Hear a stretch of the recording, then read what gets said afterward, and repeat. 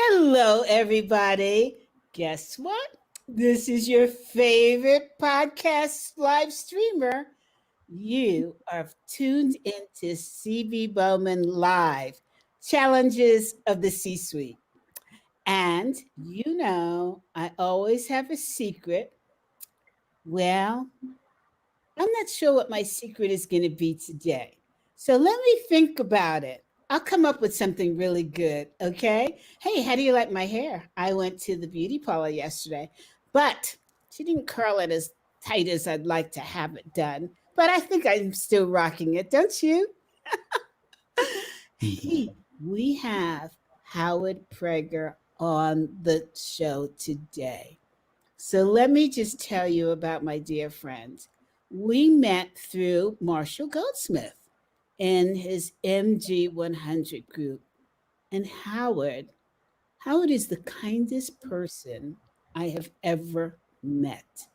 Even his voice sounds kind. It's so soothing, you just feel relaxed. And you know what? Here's my secret. He's written a book. He's written a book called Make Somebody's Day. And would you know, it would come from Howard because when you talk to him, it always makes your day. He's just loving. He's a teddy bear type, right? But don't get him wrong. He's smart as a whip. I am telling you, right? And he comes up with some incredible ideas to support his friends and colleagues, not to mention his clients. So I want to jump right in today. Let's find out a little bit about Howard. What makes him the man that he is? What does he see as the biggest challenges for those in the C suite today? And how will his book help all of us, including those in the C suite? So, without further ado, I'm introducing my friend, Howard Prager. Howard, thank you for joining us today. CB, I am delighted to join you and your audience. It's just a pleasure. It's a great audience. I tell you, when I don't do the show, I feel like something is left off. But, I'm a high introvert. I have to recharge every once in a while. But then I come back and wow. And during that recharging, I miss the audience. So, starting, I think, the week after next, we'll be back consistently on Tuesdays and sometimes on Thursdays. So, Howard, tell us, how did you grow up? What makes you such a kind individual?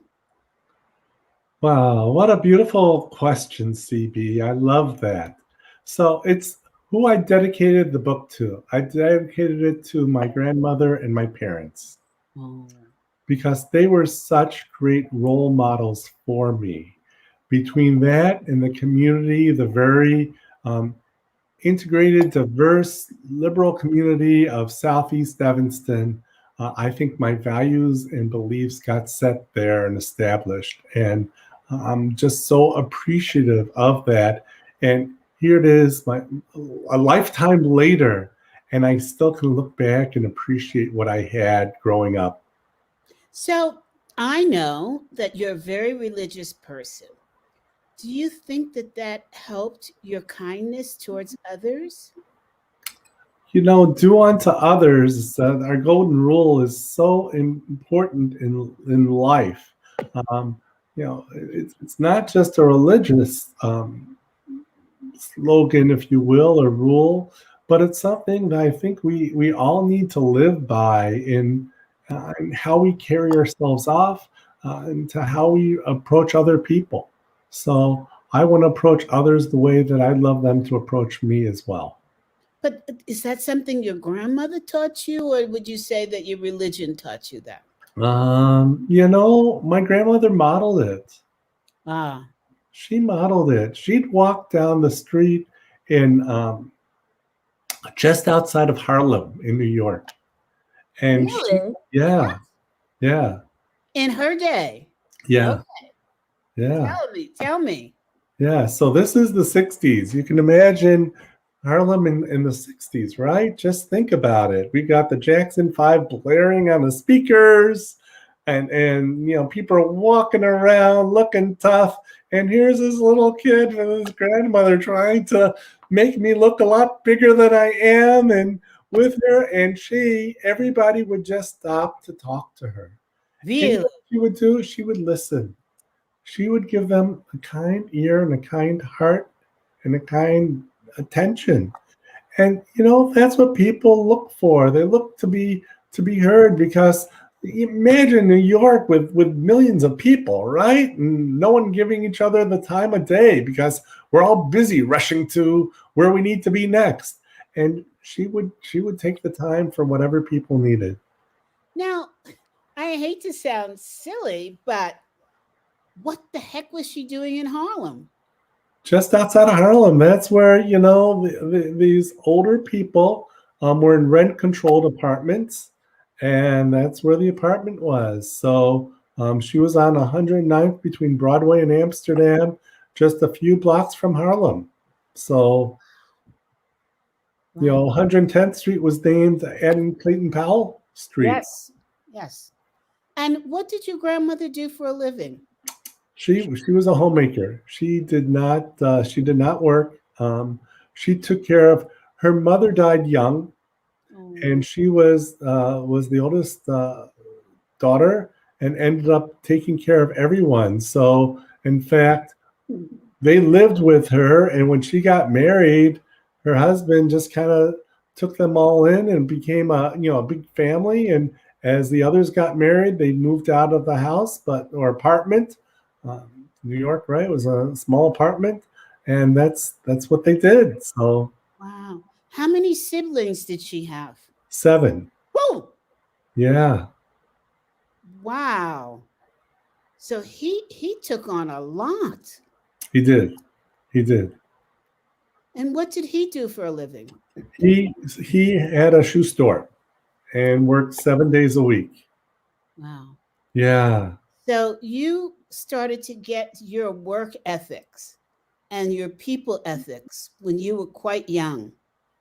Yes. Yes. And my dad he was a salesman. We moved from New York to Chicago when they asked him to transfer, and I just saw the love, I would say, the love and adoration he had for his customers. They weren't just like people to do business with. These were people who were like family to him. And especially because we had no family when we moved out, we were like the pioneers in the West. We took our covered wagon from New York to Chicago. That's what our relatives thought. Is that you're going somewhere far west, right? I said, not that far, but for them, anything over the Hudson River was far. Yes, exactly. Oh, I love this story. You're in Colorado. I can't, but they'd probably think you're in another country, you know? I am. And my husband is from Chicago. I didn't realize that. Oh Yeah, my gosh. Here yeah. I was at your wedding on Zoom, and I didn't even know he was from Chicago. Oh, you can't hear it in his voice? Come on. No, just I think about the Italian in him. Yeah, yeah. And he actually, it's a fun story. John, who we both know, right? Yes. Baldoni, and he were raised right near each other. No. Yes, yeah. So John wondered if my husband knew his mom. He didn't know him, but he knew the area. And so they have a good time talking to each other. Oh, that's great. I love that story. You just never know. You No, never you know. don't. Right. So tell me what did you do after you grew up? What did you study in school? I want to understand you as a personality. Sure. Thank you. And CB, the thing is, I think you could talk to people from the school age all the way on up. And one thing they've said is I've been consistent. I'm So, not surprised. no, thanks. Thanks. So I studied psychology as an undergrad, and Of then, course. yeah, and then went to get an MBA, but with a concentration in organizational behavior. Of course. That makes sense. So, yeah. Yeah. So it was with that I said, well, I want to make my career.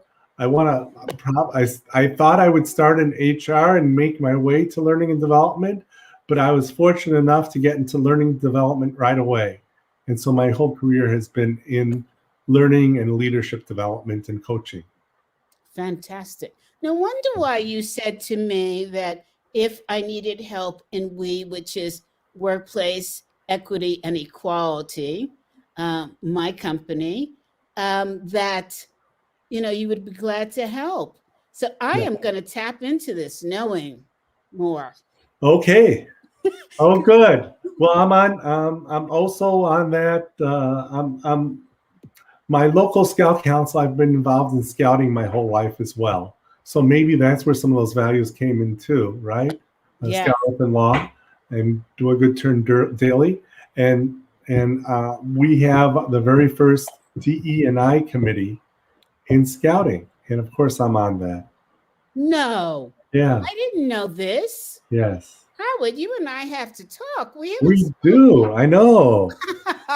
So, Well, hey, listeners, you have to know that CB and I, for I don't know how long, 6 months, a year, we were on the phone with each other every Saturday, talking about our books, our ideas, and providing really feedback and help with another colleague or two, Doug Winnie and Nankande from Zambia, and together the four of us became a real support for each other as we moved through the stages of whatever we needed at the time. we did. Yeah. And Howard, you got your book out. I do have the chapters of my book, actually. I'm waiting for one more chapter. Okay. And, yeah. And so I think next year will be my year. Excellent. Well, see, here's the difference. You're doing it through a committee. You've got a group of people who are contributing to your book, which is you've got to play den mother, if you will, and trying to round up and get everything and get it in the right format. I just had to deal with me and talk to me about that. I thought it might be easier. Other people could write the book and I could put my name on it. Right. I wrote, and God, it is so hard. It's like, maybe I better restart this whole venture, just write the book myself. But I have such great people that are on the team, and our book is about, I can't tell you. Well, you know what it is, but I do, yes. That's a super secret for the audience. Okay. You can't wait. You can't wait to see what CB is going to put out, audience. You really love it. Thank you. Hey, so we'll definitely have to talk about the DEI because I just changed the whole platform for our company. And I'm doing something that has never been done before. I love it. So, but now I want to talk about, so you had all these wonderful people skills to start with. Then you went to school and you further developed them, right, through psychology and organizational behavior. And then that led to what next? Led to learning and development. Right. Starting my career, I spent 10 years in the insurance industry. No, I did too. Really? How do we not know these things about each other, CB? This is too funny. And all the time we spoke. I know. Every weekend, folks. Every weekend. CB and I would talk every weekend. Oh my God. I was head of learning and development, VP of learning and development for an insurance agency. Yes.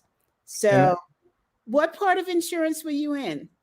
Well, learning and development, but I worked at the home office of one of the largest companies and, property and casualty. They also have a life business. Yeah, right. Oh my gosh. One of my early projects was rewriting basic homeowners insurance. Oh my God. A 600-page manual. You can only imagine how exhausting that was. Well, who'd you work for, Chubb? I worked for Allstate. Allstate. Yes, we had agreements with Allstate. That is really funny. Okay, all right. Well, I have, let me pull from my bookshelf. So as long as we're talking about this, here's my claim to fame at Allstate. I created a program called Being Your Best, a guide to career planning. Holy Toledo. And if you want to know where the coaching came in, it was a two-part program. The one part was a guide to career planning. The second part was the manager's coach. You know, I wish I had seen that because I was conducting a school and I hired potential salespeople. And that would have been so great for my school. So Oh I had my. an internal university. Oh, great. That is So, really, folks, this is why CB has guests on, so she can learn, so we can each learn the things that we didn't know just have in conversation with each other. yeah. And my first job was with MetLife, Ah, a competitor. I know. And I have a good friend who was a underwriting manager for Met. Wow. Yeah. Wow. Okay, we'll talk offline because I wonder if I know the person. All right. So listen. So then after the insurance biz, what happened? So I moved in, left the insurance world, went to waste management where I created a sales training department. Wow. And after that, I said, all right, I'm getting. The company that has those big turquoise trucks, Waste Management. Yes. My God, they're all over the United States. They are. Massive company. Yes. Oh my God. I had them do my garbage when I was in New Jersey. Oh, What else good. do we have in common? I know. Oh my gosh. So then I went to my own business and I did that for 5 years, doing coaching, leadership development, and consulting. And from there, I was recruited into higher ed. And so I worked in executive education for 18 years at Lake Forest Graduate School of Management and at the University of Notre Dame. Wow. Yeah. Howard, you come with some heavy street credit. Oh, thank you. Thank you. It was great experiences. Yeah. So now I understand why it was so easy for you to write this book. Okay. I wish it was easy, but this is, you can see where my experiences come from, right? Yes. How many books have you written now? So this is the second, but this is the first solo book. The first was a group book that's on ATD and Infoline, but this is the first full-length solo book for me. Okay. Oh, and the other thing, I've contributed chapters before. So there's a workplace learning performance handbook. I was one of the contributors to that for the first edition. So I've had lots of writing, but I've never taken it and put it in a complete and full book by myself before. This is the first time for that. Okay. Well, you still had it easy compared to me, who's dyslexic, right? I know. Right. God. Okay. So now we have the history of what credit you had to write this book. Now, tell me the idea behind it, because when I first heard it, I thought, huh? But I don't consider myself, I thought, well, this is one of those touchy-feely books. No. But after I met you, I said, this book is needed to be on everybody's shelf after they read it as a referral guide, like the Bible or whatever religious readings you have, because it reminds us to be human in a way that supports other humans positively. So tell me what took you down the journey after all this learning and development and education that you shared with people and help people with to write this book. And I'm purposely not saying the name of the book or what it's about yet. Yes. Well, let me tell you the story that ignited it. Okay. And the story happened after my first weekend in New York with Marshall Goldsmith and the MG 100. And I'm meeting all these fabulous people who you and I both have the distinct pleasure of knowing and talking to. And so many of them were New York Times best-selling authors and had amazing books out there. I thought I was just coming to hear Marshall. Little did I know that I'd be meeting this array of fabulous, brilliant people. And I was coming home and thinking, all right, well, if I'm part of this group now, I got to get a book written. I got to get with the program, right? Get with the flow. Yes. And I've been thinking, matter of fact, I've got a file. It's probably 30 years old where I put book ideas, right? I did too. Okay, yes. There we go. So I had all these ideas, but nothing, like I said, nothing that said was, well, this is really unique or this is different and needed right now. And then this incident happened, and I was working downtown as an OD consultant, and I was taking the train, the early train, commuting downtown Chicago. And at like 6:15, 6:20 in the morning, this young woman comes up to me with a clipboard asking me to sign her petition. I said, oh, okay, what's it for? So I asked her, and she said it's to get someone on the ballot for the upcoming election. I said, oh, okay, I know people need signatures for that. Can you tell me a little bit about who it was? And she did. And I said, great, I'll sign. So she gave it to me. I signed the petition. I believe I was the first one. I gave it back to her. And she looked at me with the widest eyes, like almost like you do, CB, when you're excited, right? With the beautiful eyes. And she said so sincerely, you made my day. And I realized, first of all, what did I do? I signed the petition. That's all I did. Mm-hmm. But I realized how powerful those words were, because they left me just thinking about why she said that and how she said that and what that meant. And I said, I think there's something here. I've got to learn more about this, because I believe in this philosophy. I believe in trying to make someone's day. But I didn't put all the parts together till that very time. And so going down, I sketched out all 14 chapters. I think it was 16 when I sketched it, but it's 14 chapters now. And then came the work of really researching and writing and getting the confirmation that, yes, there is science behind this. There's neuroscience behind this. Yes, there are stories. Yes, it can be done. For even the most introverted introverts can make someone's day. And so I have chapters on all those things. I have chapters on people who have made our lives, people who who've taken us under our wings. You know, we could call them mentors. We can call them, various phrases that we've used to refer to people who really help us out. And take a keen interest in us. And so it's with that I said, I've got to help and share this with others so they can take advantage and learn and produce the same type of practices as well.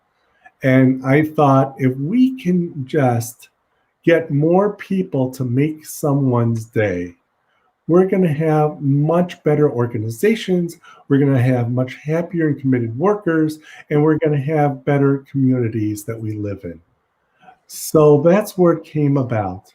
And for your CEOs who are listening, CB, I know one of the key issues you're focused on right now is retention. How do I retain my most valued workers? And guess what? It's through this concept that you're going to retain them. Because if you and your leaders start making someone's day, you're going to find people who are going to be extremely loyal to you. Yeah. I was thinking as I was listening to you just now, there's another part, and maybe this is book 2. After our Saturday meetings, and we hadn't been in touch for a while, I was helping somebody. And, well, I'm always in that mode of helping people. But this particular day, this person said to me, "You've really made my day." And I stopped. And you flashed in front of my eyes. And instead of the normal reaction that I have with people who say, thank you, you've made such a difference, et cetera, I stopped and I thought, what does that feel like, CB? What does it feel like to make a difference in somebody's life? You need to just stop and think. Because we're so quick to say, yeah, okay, no problem. Yes. Or some people say, okay, I'm going to call on that favor later. But I never thought to stop and think, how does that make me feel? And Howard, I felt so good. I was elated that I helped make someone's day. And I realized that I had never taken the time to think about how I feel being on the giving end. So I want to thank you, Howard, because now when people say thank you, I hear it. Yes. I didn't hear it before. Wow. I hear it in such a way that it touches my heart and makes me want to give to others. That's great. That's a great story, CB. And such a beautiful example of something that I have called the boomerang effect. Oh, Yes. And the neuroscience behind it is we have mirror neurons that reflect back what others are experiencing. It's the same type of thing that helps when you go visit someone in the hospital or someone who's ill and you're there to cheer them up. And it's your cheer that they reflect through their mirror neurons and it actually helps them to heal. There's studies about that that says, yes, we do help people when we visit them and they're sick or not doing well. Doesn't mean that we're going to cure them, right? But we're certainly going to provide some positive energy and endorphins that they need to be able to help heal better. And that's exactly what happens when someone says, you made my day. Your mirror neurons pick up on that and they reflect back to you. So I have to ask you, have you been in touch with Dr. Richard Boyatzis about your book? Oh, no, I haven't, but I certainly have some of his textbooks in my bookshelf here. Well, I interviewed him on this show. Really? Yes, so you'll have to watch the interview. I And will. I will be glad to introduce you to him. He's an amazing force in studying neurons and what the effects of emotions are on us. That's great.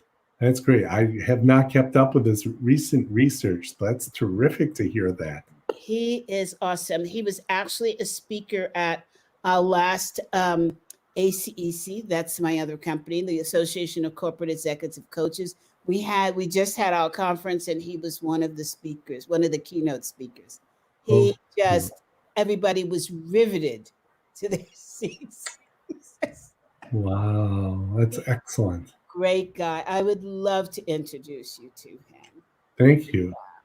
So now, okay, first show us the book now. Okay. Ta-da! Here it is. Move it over a little bit. Make someone's day. So exciting. I love it. I love it. And it can be found where? It can be found wherever you like to purchase your online books. Amazon, Barnes and Noble, Target are the ones that I know offhand, but I imagine that there are other e-tailers or retailers that have it as well. It's in Target. Wow. Yeah, it's on Target, online on Target. Yes. Wow. Congratulations. So exciting. Thank you.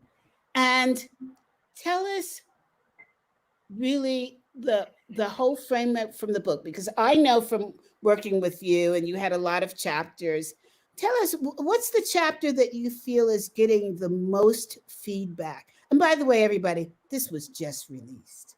So I Today. have a good start. Today. Today. I have a good start on the show. Yeah. Whoa, okay.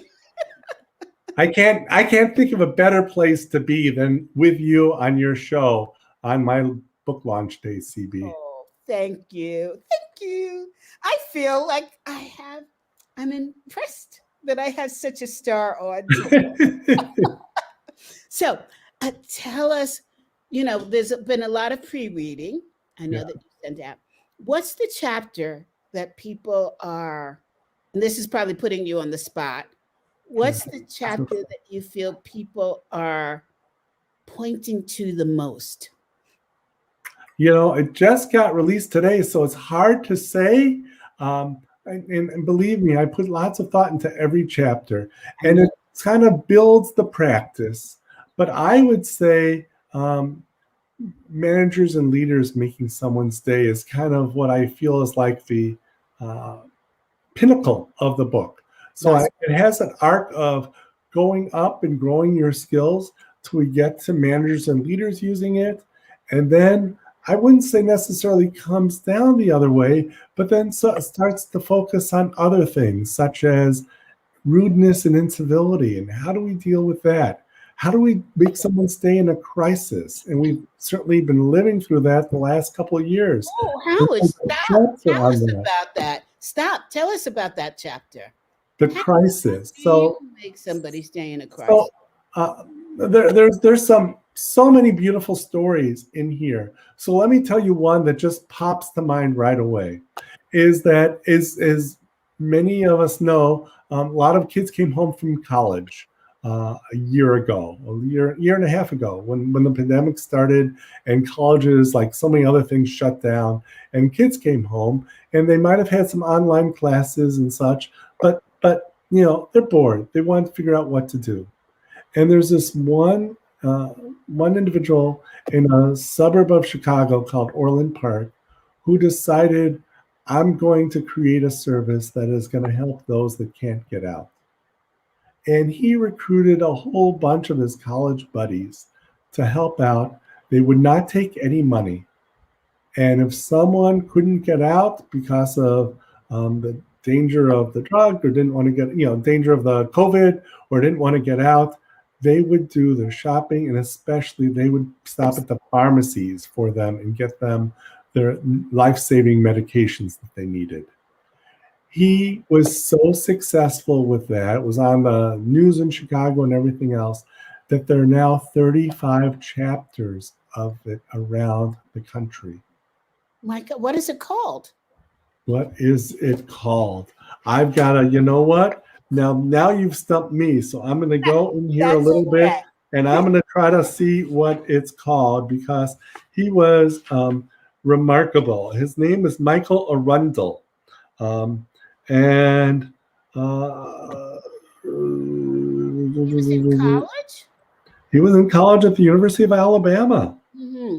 Mm-hmm. Leave It to Us. That's what it's called. Leave It to Us. And in the early days, he would just call his buddies and say, hey, I've got an order. Who's got time to go run and get it? And that's truly how it started, as simply as that. And it has grown so successfully and so beautifully that I say bravo, Michael, and all of those who have helped. I talk about vaccine angels, those people who are able to, when appointments for getting vaccines first came out, and you needed to have omnipresent computer skills and knowledge of when these things were going to happen. And there's some young people, including my stepdaughter Annie, who were able to go out and do that. And she got thousands of appointments for people who couldn't get them otherwise. Just tons and tons of examples. People who said, I'm going to share my professional expertise for free, who are like movie directors and music teachers and other ones who are just trying to help as remote learning was getting started and everything else. We had food safety companies offering to the public at large free food safety training because we're all doing so much more cooking than we were used to. Um, there's a group of singers who came about and said, we're going to create the sofa singers, and we're going to figure out how people can sing online so they can bring some joy into their lives once a week. So many stories of what people would do to learn, to grow, to support one another, to provide the positivity that's so needed. There's something in Chicago called the Love Fridge. They went to neighborhoods that were didn't have the fresh ingredients, the food deserts, I think is the term that's called. And people populated these, they call them love fridges. And people could just go in and take things out of the love fridge that they needed. And they were in food deserts.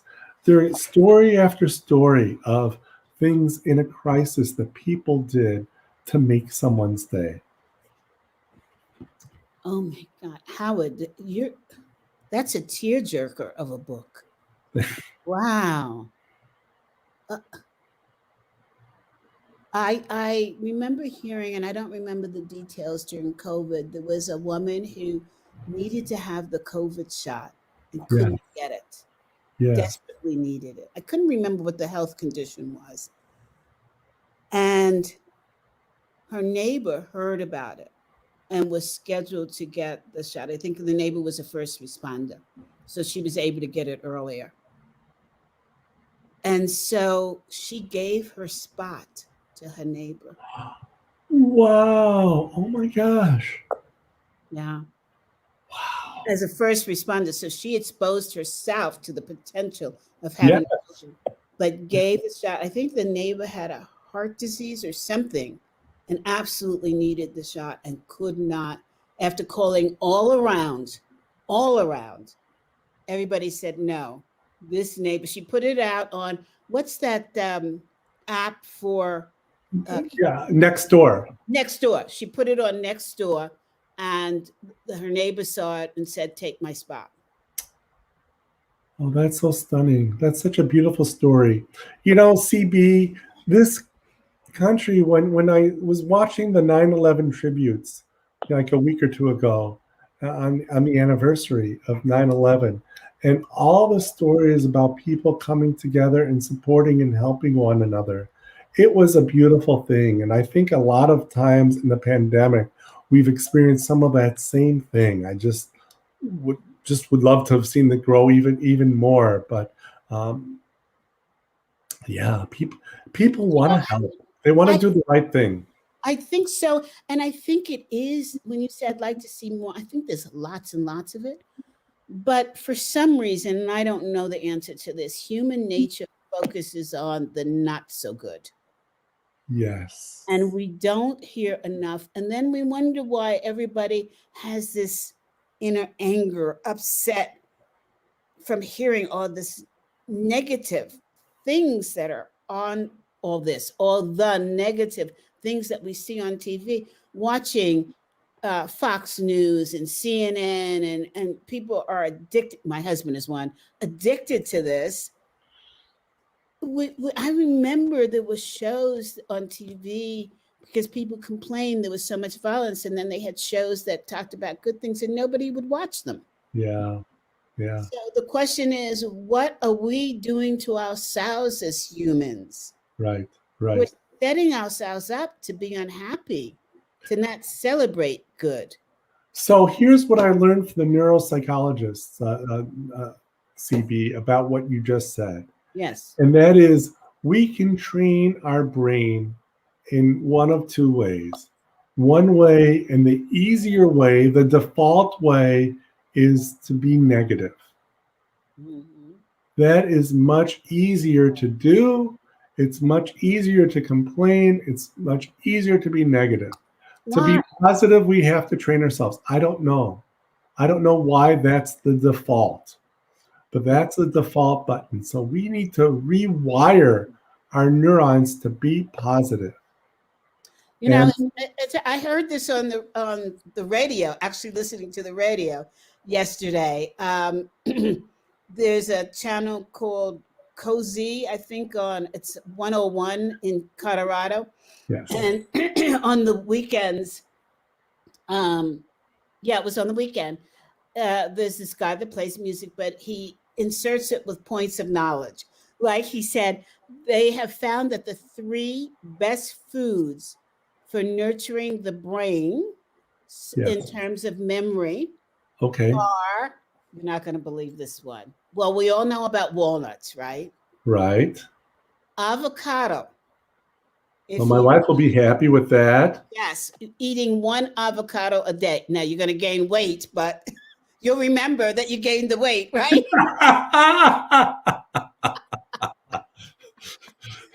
No pain, no gain, right? That's right. And the last one, you would never guess in a million years. I'll give you one guess. Oh, I'm gonna say one of those miracle berries, right? No, Antioxidant-rich berries? No. it's chicken. Really? Yes. Oh my gosh. Well, I'm good. I've got to remember everything. You must have chicken 5 nights a week. New research that's just come out. And all I can think about is, God, I won't be able to get a roast chicken at Costco for $5.99 anymore. It'll be sold out. I don't think Costco believes in sold out, so I think you're still going to be okay. Well, you know, I love the store. I really do. It's really sad. I think I'm addicted to it. But I love we all are. philosophy. You know the story about the chickens in Costco, right? The story about the chickens. No, what about them? I know they're like bigger than any other store you go to. Yes, right. So Costco used to get all of their chickens from companies like Purdue, etc. And Costco set the price at, was it $5.99 or $4.99. $4.99. $5 to get a whole chicken roasted. Right. And so you think I'd have it in the back of my head. I think it's the ribs that are $5.99. Oh, At any okay. rate, so the chicken companies that they were dealing with said, we have to raise the price. And we can't guarantee you the same size all the time. And Costco, in its inevitable way, this was in the news, said, I don't think so. And they went and they opened a chicken farm, a chicken producing farm. Oh my gosh. Spent millions on so that they can have the right size and keep their pricing. Who does that? And there was some odd statistic about they will make up the money that they use to purchase this. I mean, it's acres and acres in less than 2 years, just on the sale of chickens. I'll bet. Oh my gosh. That's too funny.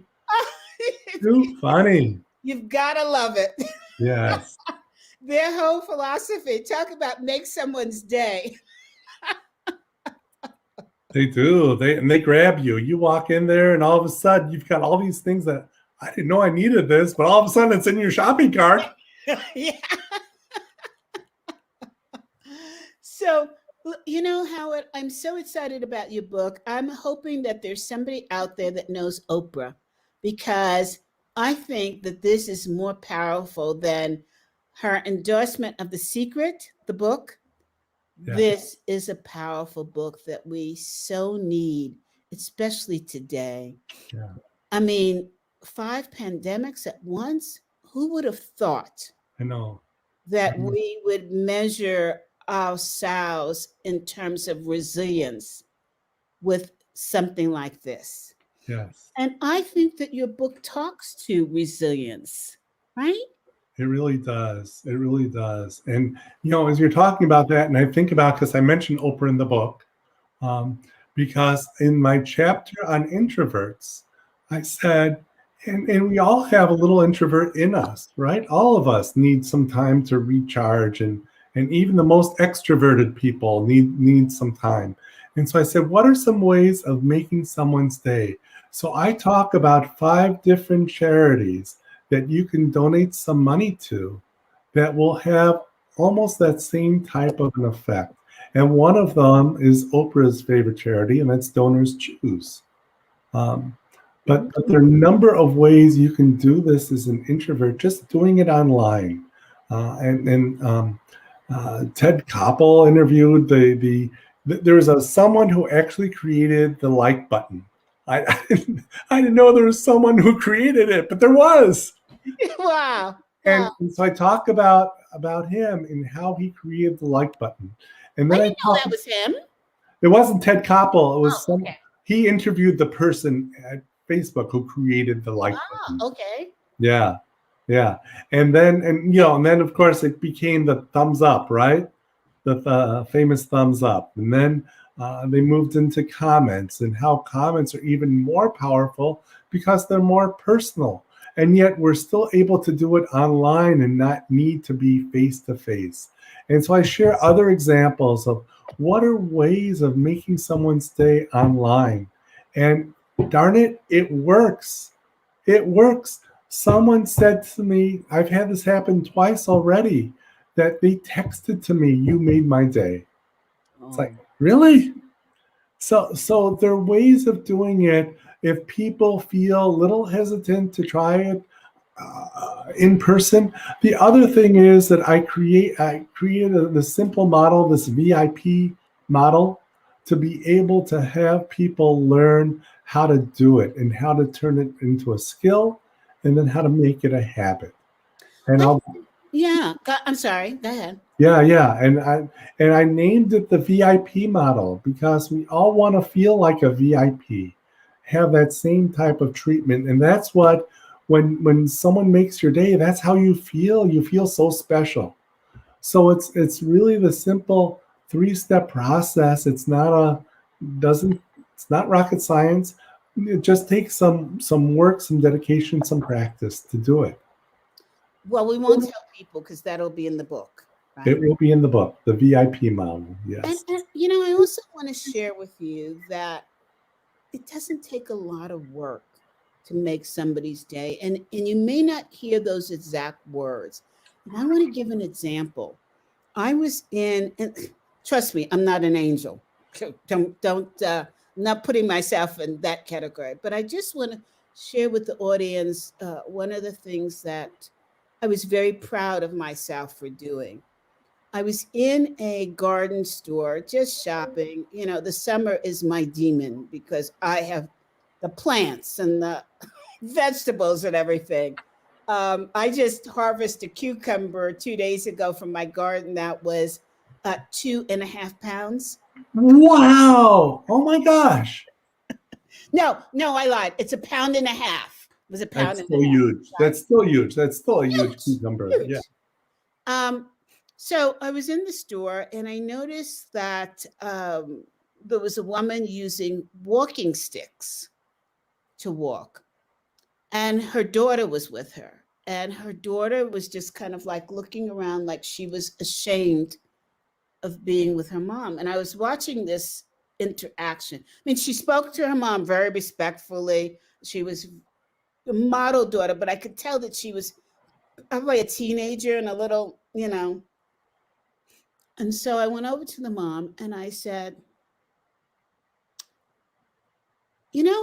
it's interesting to watch you use your walking sticks.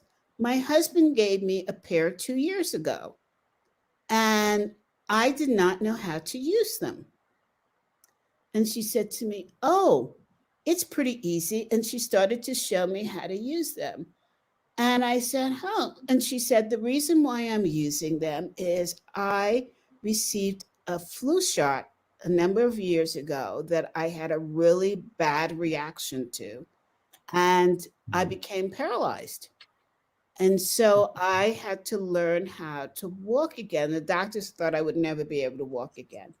And these walking sticks helped me keep my balance." And I said, "Wow, they look really cool because isn't that what hikers use also?" And she said, "Yes." And they now found it really helps in training your system again. to walk independently. I said, well, I am really, really happy that you shared this with me. I'm going to go home and get my walking sticks out and try using them. As I'm talking to her, I'm watching the daughter's face. Her daughter's face started to light up. Oh. My mom is teaching somebody how to use walking sticks and telling her about it. You could see her move to uncomfort to being so proud of her mom. And I just said, thank you. So I really appreciate this. It'll make my husband feel good. I'll be able to use his gift. That daughter, the difference. Now, they didn't say thank you for making my day, but I saw it. And I think if we take the time to see the pain that somebody else is experiencing and to speak up in support of them not feeling the pain, that makes somebody's day. Yes, yes. That's a beautiful story. A beautiful story. Thank you. And I saw her, we were driving the other day and I recognized her and we drove by too fast, but I saw this woman walking with walking sticks and I looked, I said, that's the same woman. So she was out exercising with her walking sticks. That's great. Wow. Yeah. So now I could use my walking sticks because now I know how to use them. Because I said, well, do you put them out in front or is it one leg with it out? And she was just showing me the motion, right? Yes, yes. So I think we can all make somebody's day. We can.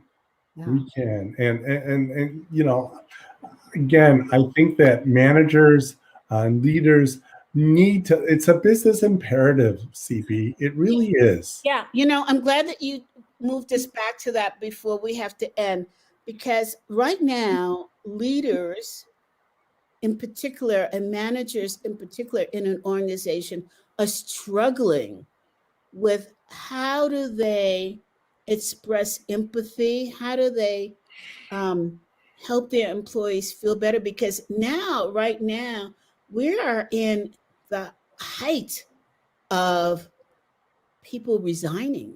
Yes. Because they don't feel a connection with the organization. And what an opportunity for a leader or manager to read your book, to understand how to do this. Because until now, the law has said we can't get personal with employees. It's a no-no. So how do you bridge that gap between bringing empathy, not getting personal, but making somebody stay so that they want to be with your company? Yes, absolutely. And it's so much more important as we have workers either full-time remotely or hybrid remotely to be able to connect, because we don't have those water coolers that they're standing by, or copy machines where you know, you'd have some chit chat or a coffee break where you go to. It doesn't happen anymore. So we've got to find the ways, and by being able to do this effectively online, as I say, you are going to not only inspire and increase the productivity of your workers, but you're going to be able to retain some of those valued workers because you're concerned about making their day. Absolutely. I think it's a real opportunity, and it's a different approach. Yes. For retention. Yes, absolutely. So give you a very quick story. I know we're running late, but Doug Conan. Oh, my audience, they're used to me. Oh, good. Okay. So let me get a few stories, because that might help them see how this happens, how it really works. So Doug Conan actually was a CEO of Campbell Soup, right? We all love Campbell's. Hey, before you start, we're getting in comments from the users in LinkedIn. I so much appreciate it when you do that. No name is given, but 2 comments. That's empathy, and that's synchronicity. So we're being heard. Oh, good. Oh, good. Tell us, Campbell Soup. Doug Conan took over as CEO. Campbell Soup was not just in the red with their tomato soup, they were in the red financially, and he had to figure out how to turn them around. And here's one of the things he did, and he writes about in his book Touch Points. He would write 2 to 250 thank you notes a week to people who made a difference at Campbell's. Can you imagine how the loyalty you would feel if you got a thank you note from the CEO? That would be front and center on my desk if I got that.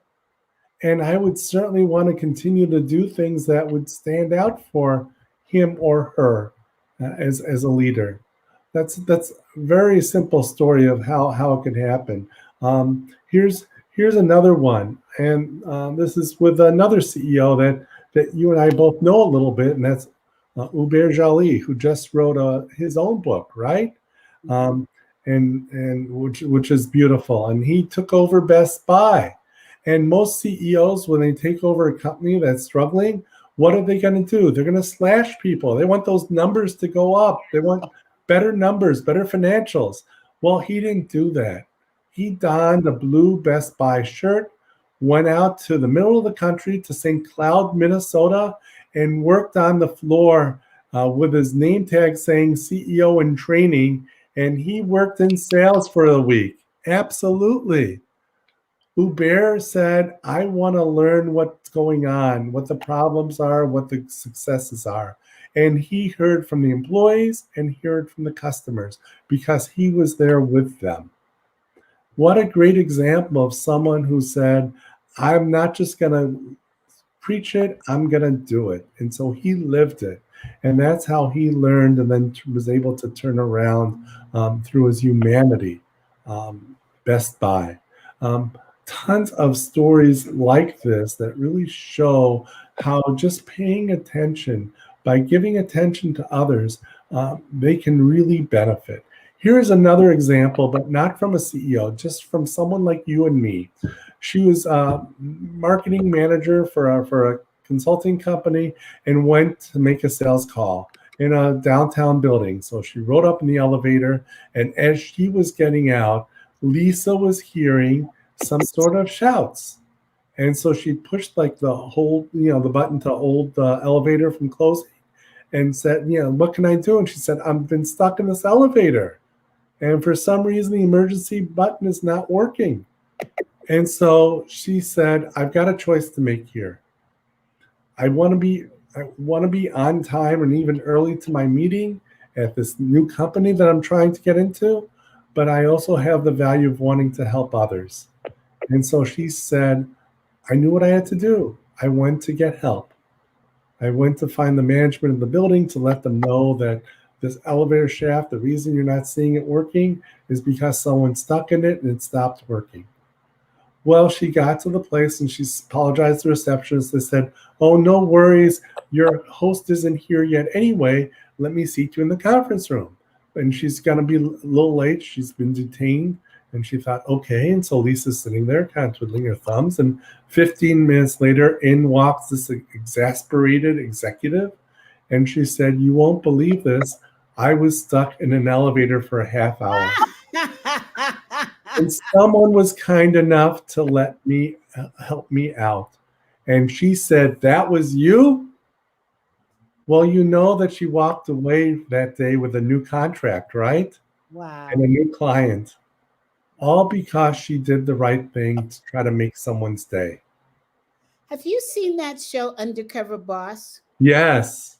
That's what reminds me of when you talked about the boss writing thank you notes. Yeah. That is absolutely one of my favorite shows. It's a great show. It really is a heartful when you see, especially because you're seeing these people and you're hearing their struggles, and the CEOs hearing their struggles, and they want to do something about it. They really do. Yeah. Howard, I am so appreciative to you writing this book. I'm so appreciative that you invited me to be part of your launch team. Thank you, CB. It has provided another dimension of us getting to know each other. And I'm just fortunate to know you. I feel equally blessed, and I feel equally proud to be able to share this time with you in this format, with you, with your listeners, with your fans who appreciate the genuineness. You're not just someone here to do interviews. There's so many places that do that, but you're here to really kind of get the story behind it and get to know the person, what makes them tick, and that's so much more valuable, because people could say, I could do that. That's how I was raised, or that's what I've learned. So good for you for doing that, CB. Thank you. Well, I know, Howard, you asked to be on the program many times, and I just felt the timing wasn't right. But when you came out with your book, I guess I was just waiting for that. Yes. I said, now I can make my move and grab him for the show. And Great. what a perfect day, the day Yeah. your book launches. Yeah. That was just phenomenal. So, audience, I hate to say goodbye, but you know what? You have some work ahead of you. I am actually giving you a homework assignment that I hope you'll accept. You know what it is? Make somebody's day.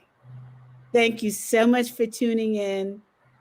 I'll see you, I believe, next week. But check it out on LinkedIn and you'll find out where to find me. Have a great day. And remember, make somebody's day. Bye now. See you soon. Hi. Thank you.